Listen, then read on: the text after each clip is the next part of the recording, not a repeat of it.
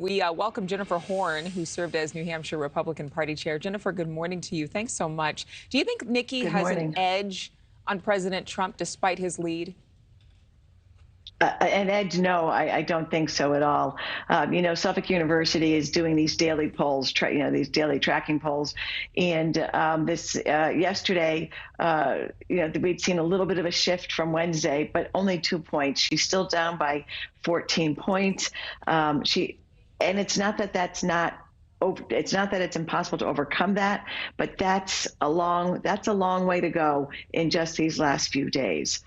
Yeah, you know what? You mentioned this Suffolk poll. There's a St. Anselm poll as well out of New Hampshire saying that the former president has a polling of over 50% there. If he gets another landslide win in New Hampshire, how does that change the trajectory of the race leading up to November?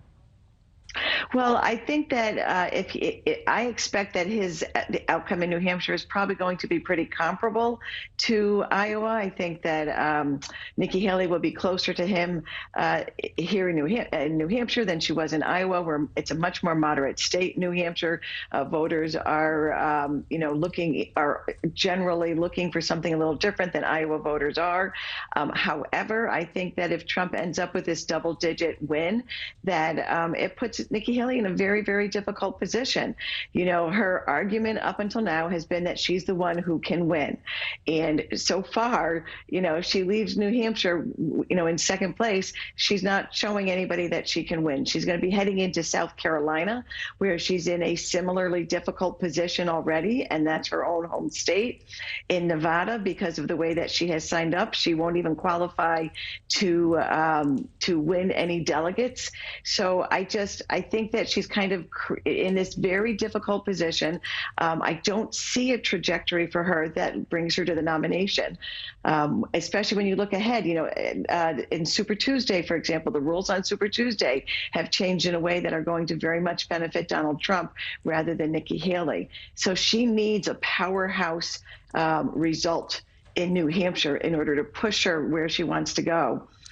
The numbers just aren't there right now. Yeah, well, Governor Sununu would probably say he's one of the powerhouses trying to give her that momentum or add to the big mo that she's been experiencing, according to some reports.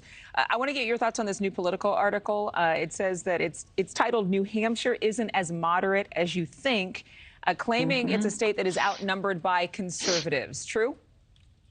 Well, I don't know if I would say that it's outnumbered by conservatives, but I would say that the Republican Party in New Hampshire is not as moderate as folks like Governor Sununu, for example, would like to be true.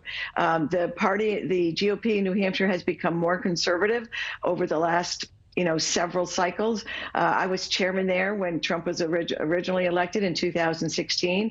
And I think that was probably the cycle where we all started looking at the numbers more closely and realized that candidates in New Hampshire in Republican primaries, have to be able to speak to the more conservative folks out there, because there are more of them in the party than there used to be. And, unfortunately, go ahead. For Nikki Haley, I'm sorry. Unfortunately for Nikki Haley, while Governor Sununu is a popular governor, he's done a good job. He's been elected 4 times, but he gets elected with a coalition of Republicans and Democrats and undeclared voters. He's very moderate, and those votes are already there for her. The question behind his endorsement is, what does he bring new to the table for her? And because we see it in these polls, her numbers are creeping up, but by such small percentages. I just don't think there's been a huge boost for her from his endorsement. Thank you for watching. Go to newsnationnow.com to find NewsNation on your television provider. And don't forget to click the red subscribe button below to get more of NewsNation's fact-driven, unbiased coverage.